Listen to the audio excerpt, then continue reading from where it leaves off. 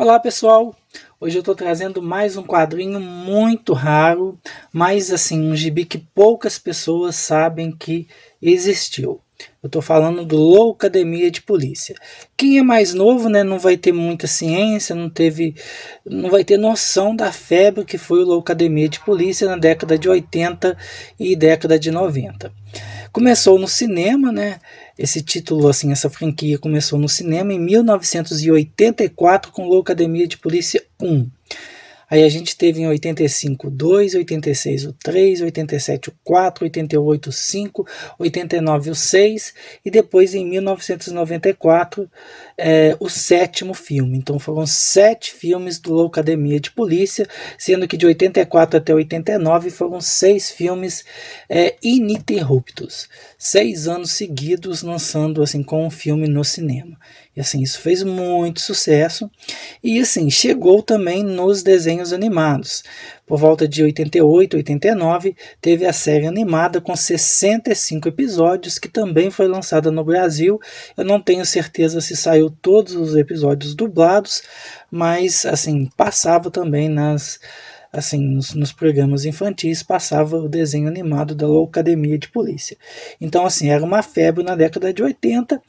Só que, assim, os quadrinhos, assim, eu particularmente tinha, assim, pouca informação. Aí eu pedi ajuda para o meu colega Eudes, né, que de vez em quando ele está aqui sempre comentando aqui no, aqui no canal. Ele, assim, ele é uma enciclopédia no que se refere a quadrinhos antigos.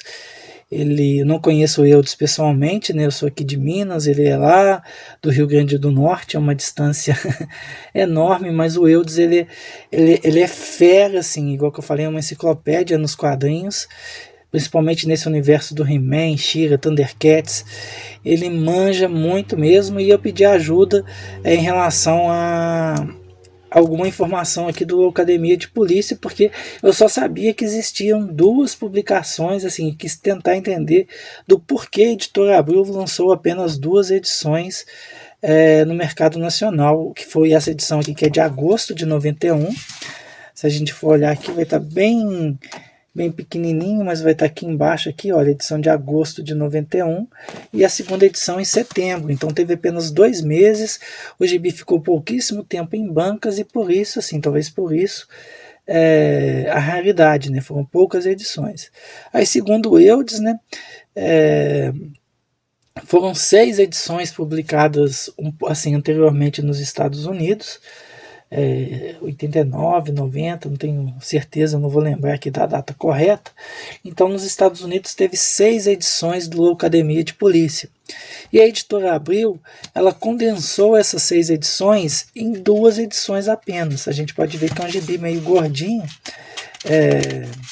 O gibi ele tem 65, 66, com a capa de 68 páginas. E nos Estados Unidos, o padrão lá, os gibis sempre são finos. Então, as 6 edições americanas viraram 2 edições brasileiras, 2 edições bem raras. Eu tenho apenas essa edição, número 1, que eu vou estar passando para vocês agora. Até que o estado de conservação dela tá bem legal. A figura, né, os traços do personagem, eles imitam bastante, né, os personagens do cinema. Aqui tem esse editorial. Se alguém tiver interesse de ler, um pause na tela, acredito que vai conseguir ler. E assim, a gente vai ter, né, assim, o mais conhecido, né, que é o Marrone, né, o Sargento Marrone, mas tem vários outros personagens clássicos de quem viveu a década de 80 vai lembrar. Essa aqui é a primeira historinha, né, o Digitador Maluco. A gente pode ver, né, que desenho, argumento, não são de artistas nacionais. E assim, é uma volta, né, no tempo, né? Porque a gente lembra, né, do filme, a gente lembra da série animada, esses traços aqui, eles lembram bastante os traços do desenho animado. Logicamente não são idênticos, né? Provavelmente não foi o mesmo desenhista. Aqui tem uma outra historinha, né? Não foi o mesmo desenhista, né, aqui do quadrinho que fez a série animada, tem algumas diferenças, né, eu acredito que não seja, mas lembra bastante a série animada e lembra também os personagens originais, né, assim, as figuras humanas que fizeram os 7 filmes do Loucademia de Polícia. Então eu vou estar passando o gibi, essa aqui é a edição número 1, a edição número 2 é mais rara ainda. Eu particularmente só vi uma vez a venda no mercado. Ela estava assim à venda junto com a edição número 1, não vendia separadamente. Como eu já tinha a edição número 1, eu não quis comprar, né, porque o preço também estava salgado.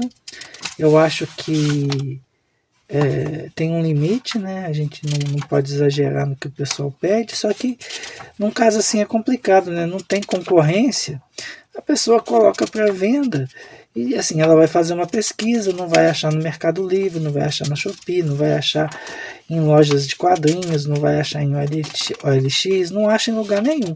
Então a pessoa ela pode colocar o preço que ela quiser no gibi, né? Mas aí fica da gente pagar ou não, e eu me recuso a pagar um preço exagerado. E ainda mais que eu já tenho a edição número 1, depois eu vou ter uma edição número 1 repetida que eu não vou conseguir passar para frente nem por metade do preço que eu ia pagar se eu fosse comprar essa coleção só para ter a número 2. Mas fica essa curiosidade aqui, mais um gibi bem histórico, que quem viveu aí a década de 80 vai se lembrar, vai voltar um pouquinho a memória desses personagens. Aqui nessa primeira página tem um bom resumo, né, dos personagens que fizeram, né, tanto sucesso lá na década de 80 e 90.